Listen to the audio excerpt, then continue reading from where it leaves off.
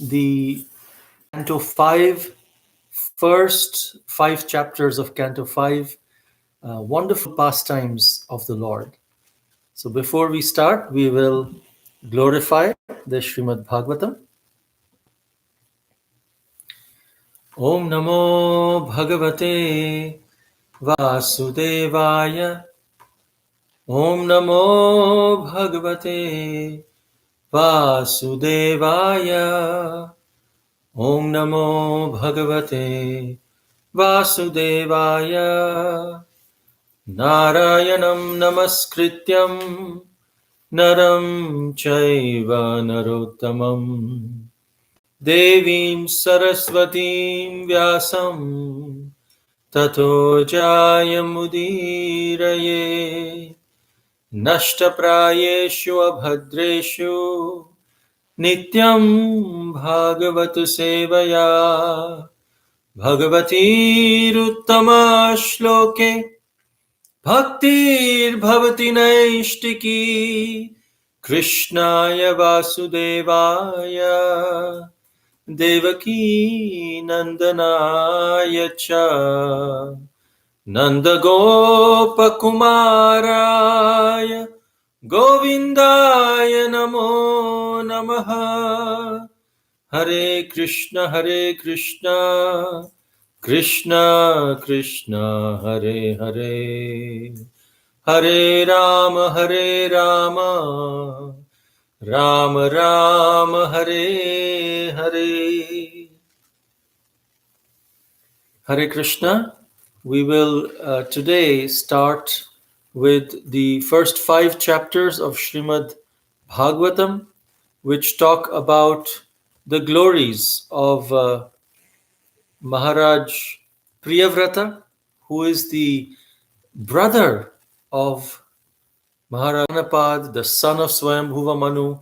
We have heard so much about Maharaj Uttanapad and his dynasty. The whole 4th canto was about the son of Maharaj Uttanapad, Dhruva Maharaj, and then his dynasty and King Vena and so many other of his dynasty members. But now we go to the second son of Maharaj Uttanapad, of Swayambhuva Manu, who is King Priyavrata. So with this understanding, it talks about the glories of King Priyavrata, then his son, and the son of the grandson of King Priyavrata, who was King Nabhi, and then from there it goes all the way to the glories of Lord Rishabdev, who came as the son of King Nabhi himself. Yeah. So we will discuss all of this today. Before that, we will have announce the participants of the quiz on Facebook. Thank you for participating in the quiz. Meena Mataji, Ranjani Gopika Mataji, Shama Supriya Mataji, Shweta Suryanarayanan Mataji, Barsana Chitra Mataji. And on YouTube, Vijeta Mataji, Shweta Mataji, Janeshwar Gauranga Prabhu, Geeta Varadrajan Mataji, and Vrindavani Mataji. Thank you so much for participating in this quiz for yesterday. All right, we will get the blessings from the previous acharyas and we can start. Om Ajnanatirmirandhasya Jnananjana Shalakaya Chakshurun Militam Yena Tasmai Shri Gurave Namaha. Nama Om Vishnu Padaya Krishna Pristhaya Bhutale Srimate Bhaktivedanta Swami Niti Namine. Namaste Saraswate Deve Gauravani Pracharine Nirvishesha Shunyavadi Paschatya Deshatarine. Jaya Shri Krishna Chaitanya Prabhu Nityananda Shri Advaita Gadadhara Shri Vas Adi Gaura Bhakta Vrinda. Hare Krishna, Hare Krishna, Krishna Krishna, Hare Hare, Hare Rama, Hare Rama, Rama Rama, Hare Hare. Hare Krishna. So we will now start about the glories of Maharaj Priyavrata, who was the son of Swayambhuva Manu. And he was very, very famous, very, very wonderful example of a king and of a father, of so many different examples that he had set. But at the same time, he was also very, very devoted to his father. And there it's, in this first chapter of the fifth canto, it explains in great detail that how Maharaj Priyavrata, he received instructions from Narada and in ruling the earth, and how he then followed all the instructions to the T and very properly. But King Parikshit, he had this particular doubt, and he inquired from Shukadev Goswami about Maharaj Priyavrata, why such a great devotee, he remained in the household life and he was just attached to his family members. Shukadev Goswami said that such devotees, even though they are householders, they never give up the lotus feet of the Lord. Swayambhuva Manu actually asked Maharaj Priyavrata that you take up ruling of the world. But Maharaj Priyavrata was so humble. He said, I have doubts about my abilities. I don't think that I'm qualified. I don't deserve it. And this is the qualifications. If we think that we deserve, if we think that we are qualified for some service, any service, then we are actually disqualified. But if we think that we are unqualified and we beg for the mercy of the Lord, then we are actually qualified. So Swayambhuva Manu tried to convince him. Narad Muni came. Narad Muni himself came and was trying to instruct Priyavrata that please take up this kingdom of the entire world. Imagine someone is telling, we are sometimes eager to take that position because we are not looking at the position as a responsibility. We are looking at the position as an honor. But here, he is looking at position as a great responsibility. And he says, I'm really not qualified. And then Lord Brahma came on his swan carrier to instruct Maharaj Priyavrata. Maharaj Priyavrata, Swayambhuva Manu, Narad Muni, all of them were there. They all worshipped Brahma. And Brahma spoke very smilingly. And he said that you please take up this particular, seek shelter of the Lord. Don't think that any service should not be done, because his main purpose was, if I take up this thing, I will be entangled into material life. And what will happen to my spiritual life? So the Lord Brahma, he explained, everyone must carry out the order of the Lord. And according to their varnashram duties, and allow themselves to be conducted as an instrument of the Supreme Lord. Even if one is liberated. So be in this dream, but don't be attached to this dream. Be attached to the spiritual dream. And even if you become a householder, that's good. This is all Lord Brahma, Narad Muni, Swayambhuva Manu preaching to Maharaj Priyavrata, that if you have controlled your senses, even though you are a householder, you're not a householder. You just seek shelter of the Lord and rule the world. So Maharaj Priyavrata, because Lord Brahma said, he agreed to this. Without any resentment, he simply honored the order. Because Lord Brahma said, he said, I will do it. And so this we understand that what is real shelter? Real shelter of taking shelter of the Lord means taking shelter of his instructions. That is very important. To take shelter of the Lord's instructions, which comes through the spiritual master. And if we take the spiritual master's instructions seriously, we are taking the Lord's instructions, and therefore we are taking shelter of the Lord's orders.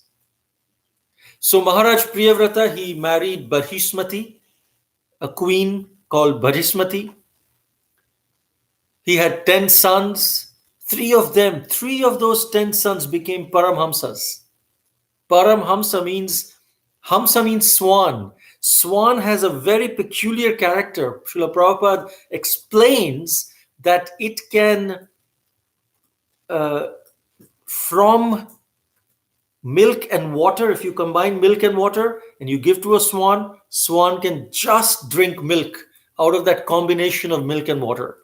Similarly, Paramhamsas are these supreme swan-like devotees who, even though in the material world, in these material situations, they will see Krishna's hand in every situation.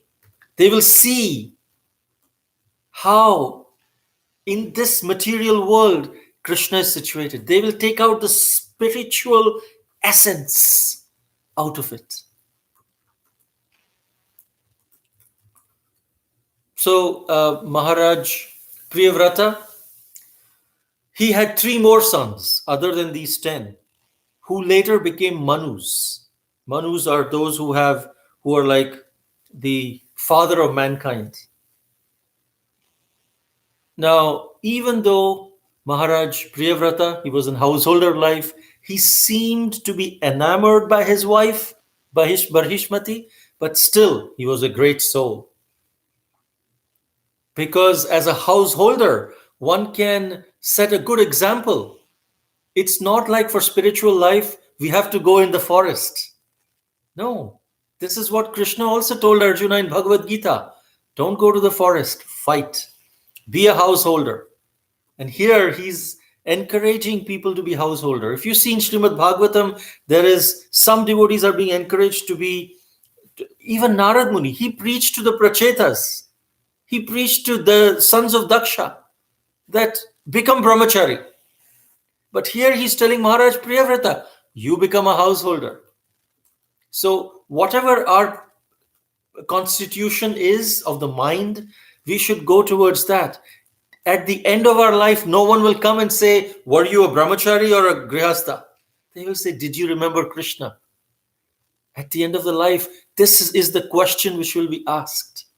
So whatever is our constitution, whatever is our natural propensity, we should follow that, which helps us in remembering Krishna more and more. Srila Prabhupada says, therefore a devotee may even be acting as if he's a materialistic, hen-pecked husband, but he may be fully Krishna conscious of his position as a spirit soul. And therefore, by Lord's mercy, he may achieve great powers. So Maharaj Priyavrata was ruling the kingdom. One time he became very dissatisfied because he said, look, the sun in the sky is just giving light in the day only. So he said, I will drive around the sun. He took his chariot, he drove around the sun as a second sun. And the wheels of the chariot, it is said, created the 7 oceans. At that, before Maharaj Priyavrata, there were no oceans. These 7 oceans that we have, these big, big oceans, Atlantic Ocean, Indian Ocean, Pacific Ocean, all these oceans existed only because of Maharaj Priyavrata's wheels of his chariot, created the 7 oceans. Then Maharaj Priyavrata, he later began to consider, I have just become so entangled in this material life. It's of no use. What am I doing? He began to criticize himself. And then he started thinking of renunciation. He divided his kingdom and renounced everything amongst his sons. He gave it to his sons, whoever were remaining ready to rule, and then he renounced. So it is said in the 39th verse, Tasya va ete shloka Priyavrata kritam karma Konu kuryad vineshwaram Yonemi nimnair akaroch Chayam gnan saptavaridhin. There are many famous verses regarding Maharaj Priyavrata's activities. It says that so many glorious verses are there. And there it is said Maharaj Priyavrata's activities were not less than Ishvara, not less than Supreme Personality of Godhead. But Maharaj Priyavrata was not Supreme Personality of Godhead. Here Srila Prabhupada says sometimes Sri Narada is also called Bhagavan. Lord Shiva or Vyasadeva, they are also Bhagavan. Bhagavan means, Bhaga means opulences, Van means one who possesses. Bhagavan means one who possesses all these 6 opulences. Now, Narad Muni doesn't possess all these opulences. Vyasadeva doesn't possess all these opulences, but they are still called Bhagavan because they are the pure devotee of the Lord. Pure devotee inherits a son, just like a good son inherits the property of his father. All he has to do is be a good son, and he'll inherit. Similarly, a pure devotee is a good son of the Father. He inherits those titles as the Lord to increase the esteem of the devotee. So these are some important verses, text 40 and 41, glories of Maharaj Priyavrata. To stop the quarreling among different people, Maharaj Priyavrata marked the boundaries at rivers and at the edges of the mountains and forests so that no one would trespass on another's property. Text 41, as a great follower and devotee of the sage Narada, Maharaj Priyavrata considered hellish the opulences he had achieved by dint of fruitive activities and mystic power, whether in the lower or heavenly planetary systems or in human society. So this ends chapter 1. We go to chapter 2 entitled The Activities of Maharaj Agnidhra. Who is Agnidhra? Agnidhra was the son, one of the sons of Maharaj Priyavrata, who inherited.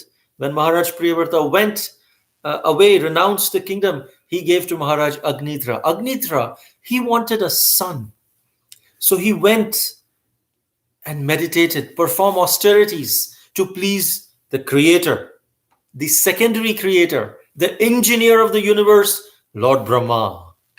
Lord Brahma understood the desire of King Agnidhra, and he sent a very beautiful damsel named Purvachitti from the heavenly planets. Agnidhra, he became so captivated by these beautiful features of Purvachitti. He started glorifying her and asked her for marriage. She agreed. This is what is told in verses 6 to 15. From 16 to 23, it's all about Purvachitti, how she agrees to the proposal, and then they live together for thousands of years together. Purvachitti, she gave birth to 9 children, and when they grew up, Purvachitti returned to the heavenly abode, to the Pitraloka from where she had come, on the order of Lord Brahma. And poor King Agnidra, he kept missing Purvachitti, the heavenly damsel, and he left his body thinking of Purvachitti. And guess what? Where did he go? He went to Pitraloka, from where Purvachitti was after his death. So here, in the verses 22 to 23, Srila Prabhupada explains and purports that one can make advancement in household life. It is very, very much possible. Spiritual advancement is not just for yogis in the Himalayas and in the forests. No, regular householders can make advancement, but we have to keep regulation, which keeps the man and woman, both the minds pure, and then they result in good progeny. But there is a caution. One should not become attached to one's wife and think of her at the time of death. But one should become attached to Krishna and go to Krishna Loka, is Srila Prabhupada's instruction. At the same time, the wife should not become too attached to the husband and think of the husband at the time of death. No, we should think of Krishna. We should see the husband should see wife as Krishna's property under my care. And the wife should think of husband as Krishna's property.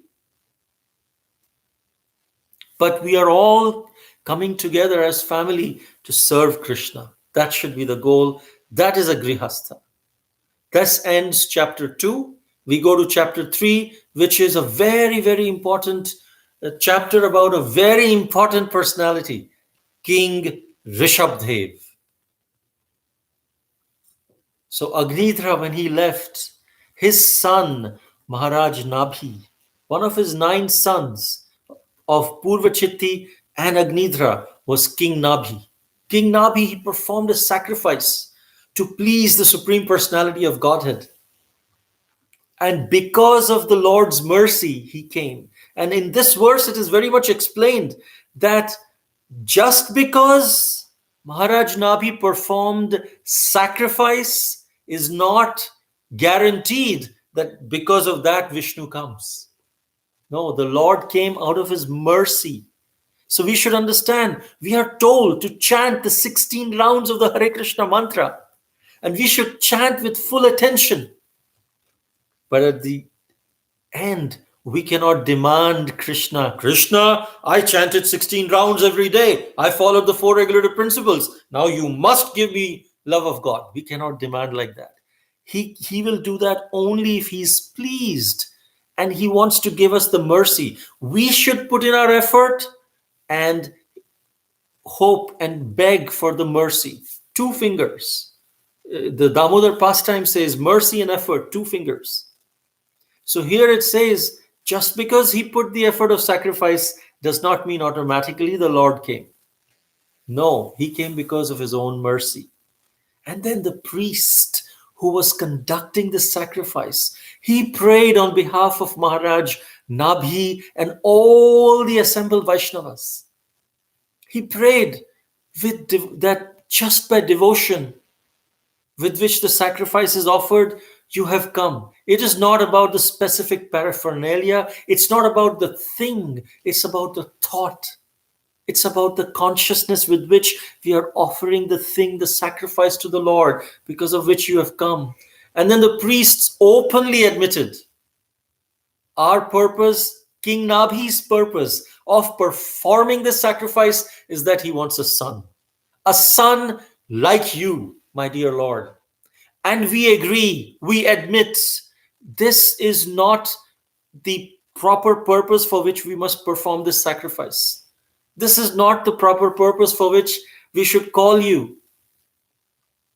But what to do? We have these desires. Our king Nabhi desires a son like you.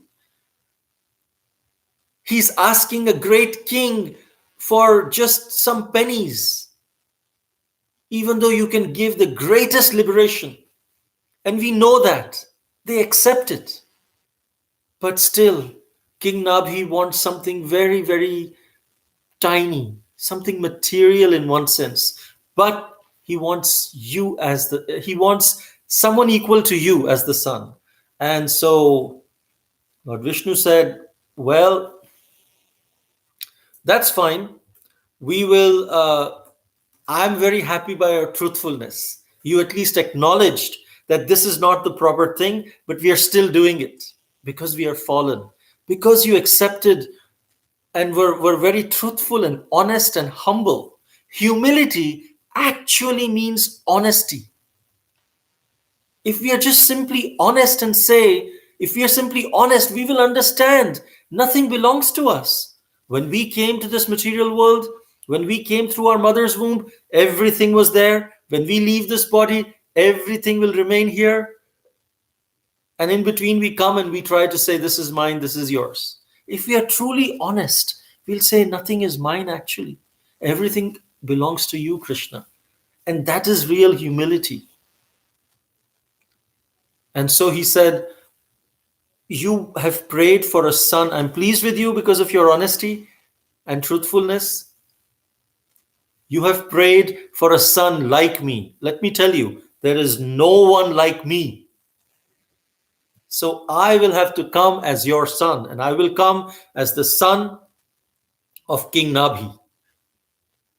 And in this way, the son of Nabhi and Meru Devi came as the Supreme Personality of Godhead himself.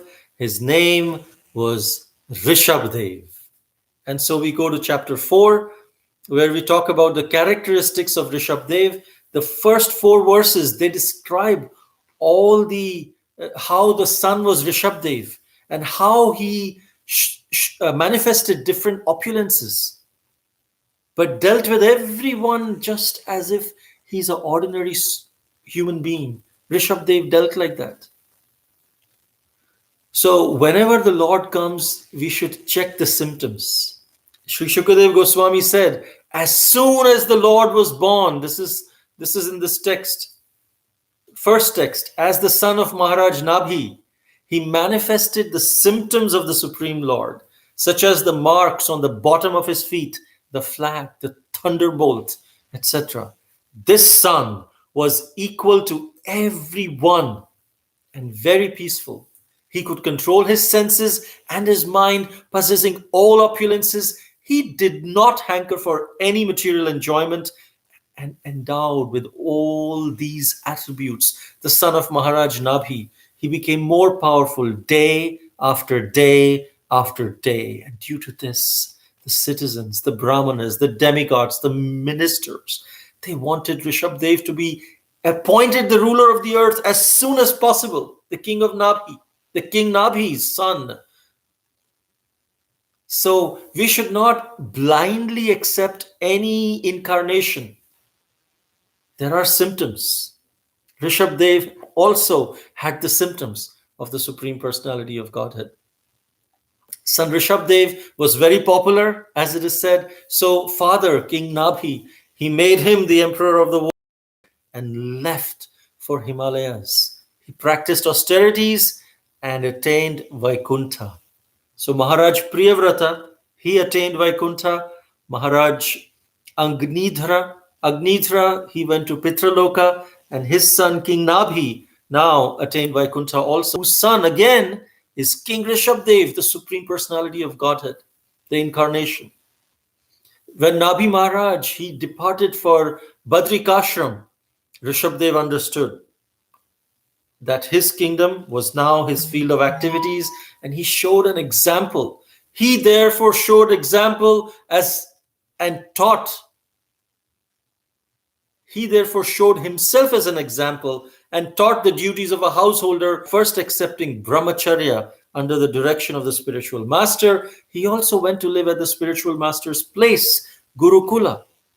Then, when his education was complete, he gave Guru Dakshina, he gave gifts to his spiritual master, and then he accepted the life of a householder. He married a wife named Jayanti, Rishabdev and Jayanti. He begot 100 sons of the Supreme Personality of Godhead. Jayanti was actually offered to Rishabdev by Indra. And Rishabdev and Jayanti, they performed householder activity in a very exemplary way. Grihasthas, very exemplary Grihasthas, they carried out ritualistic activities. In the end, Maharaj Nabhi is glorified by the Brahmanas, by 2 verses glorified by the Brahmanas. And then the final verses, 10 to 19, verse 10 to 19 of this chapter, 4th chapter, says that these 100 sons of Maharaj Nabhi, they were also very highly qualified and very, very powerful. And Maharaj Rishabdev, he followed the Varnashram Dharma, and seeing Maharaj Rishabdev's example, all of the citizens became very, very affectionate. People don't like us because of our achievements, but because of our exemplary behavior. That's very important. Once, when he was touring the earth, Rishabdev took his 100 sons and went on a tour to earth. He was the emperor of the world. He had to see everywhere. He took his sons. And then in a place known as Brahmavarta, he came and he instructed his sons. There is a very important verse, 15th verse. Yad yad chirshayanarchitam tat tat anuvartate loka. That's all, that's the verse. Whatever action is performed by a great man, common men follow. This is exactly similar, not in words, but in meaning, to the Bhagavad Gita verse, Yad yad achariti shreshtas tat tat eve tarojana. 3rd chapter, 21st verse of Bhagavad Gita is exactly the same. This ends chapter 4, then we come to chapter 5, the teachings of Lord. Now this chapter, this teachings of Lord Rishabdev, he taught to his 100 sons in Brahmavarta. They are very, very important chapter. Srila Prabhupada used to quote so many verses from this chapter. So I'll tell you what verses to memorize. So tune in, hang on, and look for the verses that you should memorize. And they are beautiful verses. Very, very important for preaching. Very, very important for inculcating into us. So these 4 or 5 verses we will chant also. And before we end today's session. Therefore, these teachings of Lord Rishabdev is almost like Bhagavad Gita. Because in this, Rishabdev says in many verses, Mat karmi bhi, by working for me. Mat kathaya, by hearing topics about me. Mat deva sangat, by association of my devotees. Guna kirtanatme, by chanting and glorifying my transcendental qualities. Here, Rishabdev is not referring, chant the glories of the Supreme Personality of Godhead of this as the 3rd person. He's telling directly me, just like Krishna says in Bhagavad Gita, that glorify me, chant about me. So this chapter 5 is just like Bhagavad Gita, is what I actually felt while I was reading this. So the important verses to memorize. Drum roll. Ready? Okay, they are verse 1, 2, 5, 8, and 18. 1, 2, 5, 8, and 18. If we just chant these verses, they are so full, drenching in transcendental knowledge and renunciation. The first verse, Rishabhaivacha Nayam deho deha bhajam driloke kashtan kaman arhate vitpujam ye tapo divyam putrakayena sattvam shudhyedyasmad brahma saukyam tvanantam. Lord Rishabdev told his sons, my dear boys, of all the living entities who have accepted material bodies in this world, one who has been awarded this human form should not work hard day and night simply for sense gratification, which is available even to the hogs and the dogs that eat stool. One should engage in penance and austerity to attain that divine position of devotional service. By such activity, one's heart is purified, and when one attains this position, he attains eternal blissful life, which is transcendental to material happiness and continues forever. Second verse, Mahat sevam dvaram ahur vimuktes tamo dvaram yoshitam sangi sangam mahantaste samachitta prashanta vimanyava surida sadhavo ye. One can attain the path of liberation from material bondage only by rendering service to highly advanced spiritual personalities. These personalities are impersonalists and devotees. Whether one wants to merge into the Lord existence or wants to associate with this personality of Godhead, one should render service to the Mahatmas. For those who are not interested in such activities, who associate with people fond of women and sex, the path to hell is wide open. They're not saying associate with people, associate with women. No, associate with people who are fond of women and sex, which means who are fond of exploitation of women, not specifically just association with women. Tamodwaram yoshitam sangi sangam. Sangi sangam. One sangha of someone who is doing sangha, illicit association with women. The Mahatmas are equipoised. They do not see any difference between one living entity and the other. They are very peaceful and are fully engaged in devotional service. They are devoid of anger and they work for the benefit of everyone.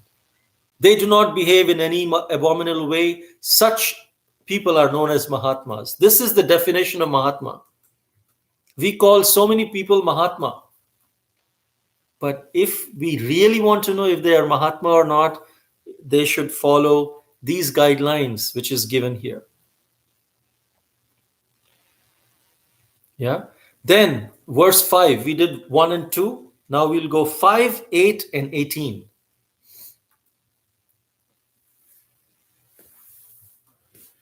Parabhavastavad abodha jato yavanna jigyasata atma tattvam yavat kriyastavadidam manovai karmatmakam yena sharira bandha. As long as one does not inquire about the spiritual varieties of life, one is defeated and subjected to miseries arising from ignorance. Be it sinful or pious in any kind of karma, his mind is called karmatmaka, colored with fruitive activity. As long as the mind is impure, consciousness is unclear. And as long as one is absorbed in fruitive activity, he has to accept a material body. Pumsa striya mithuni bhavametat tayor mithoridaya grantimahu ato griha kshetra sutapta vittair janasya moho yamaham mameti. The attraction between male and female is the basic principle of material existence. On the basis of this misconception, which ties together the hearts of the male and female, one becomes attracted to his body, home, property, children, relatives, and wealth. In this way, one increases one's life's illusions and thinks in terms of I and mine. Very important verse. And then we go to the next verse. Yeah, so we'll talk about 18th verse a little later, because so far let's try to understand these verses. These verses describe how human form of life austerities are so important for spiritual happiness. It's delayed gratification. An intelligent man, he will not go for lower sense pleasures, but always just look for the highest pleasure, like the Chataka bird, who does not drink water from the ground. It only looks to the cloud to get the one pure raindrop, and then it just drinks that raindrop. And if rain doesn't come, it doesn't drink. It drinks only in the rainy season because it does not want to drink anything which is impure. It only wants to drink the pure rainfall from the clouds before it touches the ground. And so it keeps looking up. When will that pure raindrop come? For months together. And then when rainy season comes, suddenly it's looking up and the clouds are coming. It's about to rain. But then a thunderbolt hits this Chataka bird. Chataka bird has been waiting and waiting for months for a pure drop of water. And what it gets is a thunderbolt. But then right after that, it starts raining, and its heart's desire to get that pure raindrop water is fulfilled. Similarly, like a devotee, even though we may have so many sense pleasures around us, like the Chataka bird, we must always be waiting, when will I actually taste the transcendental pleasure? And sometimes when we are doing that, following the spiritual life, we'll get a thunderbolt. But when we get that, we should know right after that, if we still do not compromise, if we still do not drink the water of sense pleasure and keep looking up in the sky for that pure happiness, pure water, we will, right after the thunderbolt, we will get pure mercy. But we have to not compromise. So it says, if you want to do this, if you don't want to compromise, accept a bona fide spiritual master, refrain from sense gratification, always engage in devotional service, and something very important, give up that which even brought you to devotional service, like yoga or philosophical speculation. Then verse number 18, which is very important. Guru na sasyat, swajano na sasyat, pitana sasyat, jananina sasyat. Daivam na tatsyan na patishtacha chasasyan, namochayedya samupeta mrityum. That one who cannot deliver his dependents from the path of repeated birth and death should never become a spiritual master or a father, a husband, a mother, or a worshipable demigod. This is a very important verse, which Rishabdev told his sons. He said, don't become king. I know I'm going to renounce my kingdom, and one of you will become the king, probably Bharat, the eldest one. But don't become if you cannot deliver dependence.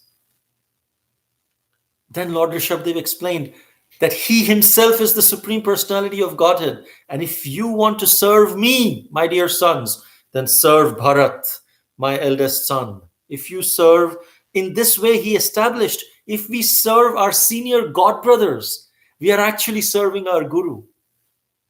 This is Lord Rishabdev's teachings. All of the time we say, no, I want to serve my Guru. And if our senior God brothers are telling us something, we say, oh, you are coming between me and my Guru. No, the path to serving the Guru, the path to pleasing the Guru is through our senior god brothers and god sisters.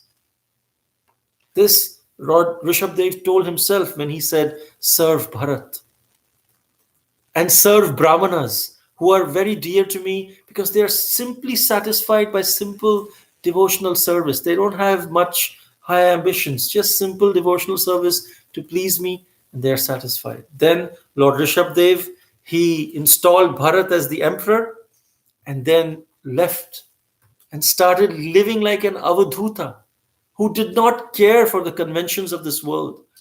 When he accepted the feature, the definition of avadhuta is given here, that he accepted the feature of avadhuta, which means a great material person, great saintly person who does not care. Lord Rishabdev, he started traveling through the human society like a blind, like a deaf, dumb man, like an idle stone. Sometimes he would just walk like a ghost or like a madman, and people would call him names, but he just remained silent. He just accepted, he just tolerated. He did not retaliate. He did not speak to anyone. He started touring through cities and villages and valleys and gardens and all of these hills and forests, different hermitages. Wherever he traveled, all the bad elements were surrounding him. Like the flies, they surround the body of an elephant. He was being threatened because of his avadhuta status. People could not understand, what is this person? They beat him. They urinated on him. They spat upon him. Sometimes people would throw stones, throw stool, cow dung, all these things on the Supreme Personality of Godhead, Rishabdev. People would call him bad names, give him great deal of trouble. Someone tells something bad about us, we become so disturbed. This is the Supreme Personality of Godhead, who is supreme pure. He is given this bad name, but he was completely situated in the spiritual platform. He did not care for all these insults. He completely understood matter and spirit are separate. And then it describes how Lord Rishabdev's hands and feet and chest, they were very long. His shoulders and face and limbs were delicate. They're very symmetrically proportioned. His mouth was decorated with natural smile. His reddish eyes, they spread wide like petals.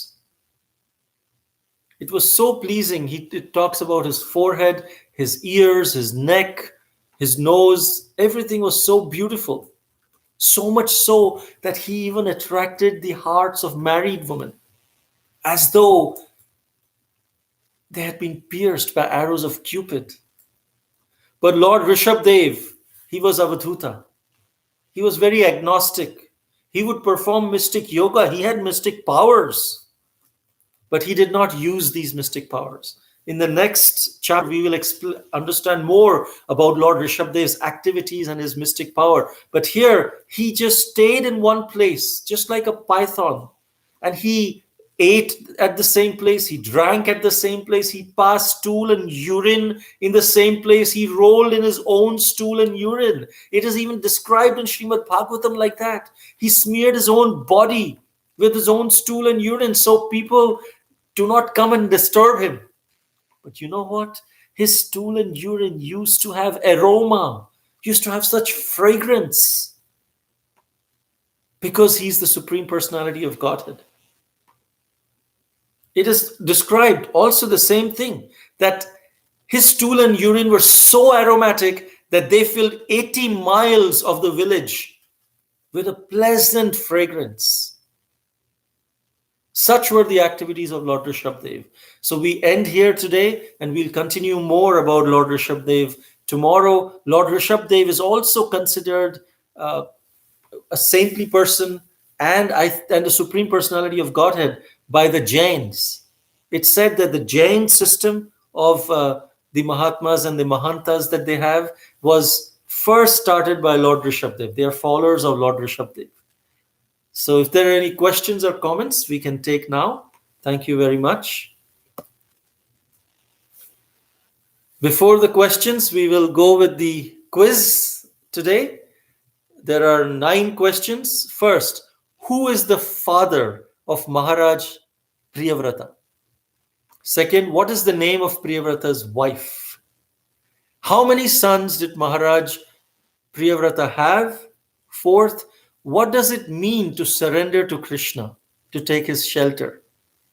Fifth, what was the special creation by the wheels of Maharaj Priyavrata? Chariot.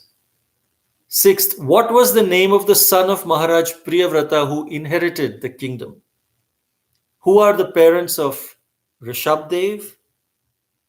Who was the wife of Rishabdev? And how many sons did they have? Ninth, how can we please the spiritual master according to the teachings of Lord Rishabdev? Okay, so please respond to these questions in the comments section. Also, we have a couple of announcements. Firstly, for the Vaishnavas and the Vaishnavis who are joining from India, we wish you all a very, very happy Shri Narsingha Chaturdashi. May Lord Ugrasthanu Narsinghadev continue to shower his protection upon all of you. From tomorrow, every Wednesday at 8:30 a.m. Central Time, Houston time, and 7 p.m. India time, we'll be doing sessions on Sri Gitamrita, which is Srimad Bhagavad Gita. So this, we were discussing about Srimad Bhagavatam, but Srimad Bhagavad Gita is coming soon. Every Wednesday, starting from next Wednesday, from tomorrow, which is the next Wednesday. Please join us on Facebook and YouTube Live for these events. And tomorrow, on the most auspicious occasion of Sri Narsingha Chaturdashi, we will do a very special session instead of the regular Bhagavatamrita session. Tomorrow, it's Narsingha Chaturdashi in US. So we will be celebrating that and discussing about Lord Narsinghdev's pastime. There is a surprise that is awaiting all of you. So please make sure that you join and learn about this surprise and join us in this very special session. The topic is a surprise, and if you want to know the surprise, please join tomorrow at the same time at 8 p.m. Central Houston time. All right, there are questions by Sudesh Prabhu. Thanks for the wonderful class. Attachment to wife or husband should be avoided or minimized. Please explain. Yes, this is the instruction of the scriptures. However, there is a difference between attachment and affection. We should be affectionate to our wife and to our family members, but it should not become an attachment. The difference between affection and attachment is a very thin line.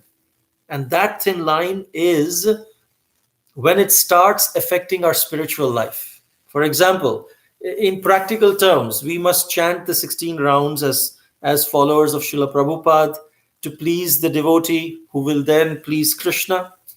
Chant 16 rounds, follow regulative principles, read Srimad Bhagavatam every day, associate with devotees. If our affection becomes an attachment when we start compromising on these activities, our spending time with our family makes us stop doing these activities, then it has become attachment. That we are compromising our spiritual life because of our association with our family members. We should be affectionate. We should be loving to them. We should consider them. Yes, I will associate with them. I will associate with them as a property of Krishna, as devotee of Krishna. My wife is a very respectable human being because she is a devotee of Krishna. If I perform any offense to her, then it's a Vaishnava aparadh. We should consider like that. Same for the wife should consider to the husband. And we should both encourage each other to serve Krishna. That is real affection. Otherwise, it just becomes based on sense, relationship based on sense gratification, and then there is anger, and then there is no relationship. It becomes, okay, you complete me and I complete you. No, that's not love. Love means I am in touch with the Supreme Lord. I'm in touch with the Supreme Source of love. And I am complete because of that relationship with the source of love. And I will share my love with you that I am experiencing. That is real love. Not that, oh, I cannot, be without you, you complete me. No, that means that as soon as he or she stops completing you, then your relationship is gone. No, that's a very temporary thing. We should understand what is real affection, what is real love, and how it can degrade into attachment, which pulls both of us down. So we should associate with our family members, but we should be careful about how our affection helps in which upgrades us, not degrades us. Okay, I hope that answers your question. Another question, Raji Mataji, Hare Krishna Prabhuji. Sometimes we have so attachment towards our service to Krishna that we should only do, and why we didn't get some services. Is this attachment good? Of course it is good. This is a wonderful attachment. To be detached from something, we have to be attached to something else. We cannot just say, okay, I'm detached from everything.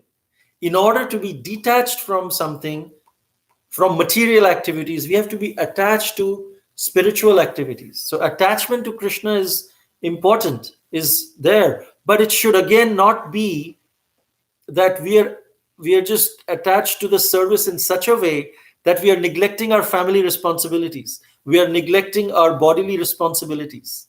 That is also not proper. That is also because that kind of we should be attached, but we should not neglect other responsibilities. We should be attached to Krishna's service, yes, and we should be detached from material things, but not in a way that disrupts our other situation. Otherwise, that service eventually will not stay. If we want that service to continue long term, we have to make sure that we take care of all the responsibilities and areas of our life while cultivating attachment for Krishna. Okay, I hope that answers your question. Are there any other questions? If not, thank you very much for giving a patient hearing to this Srimad Bhagavatam. Thank you very much. Hare Krishna.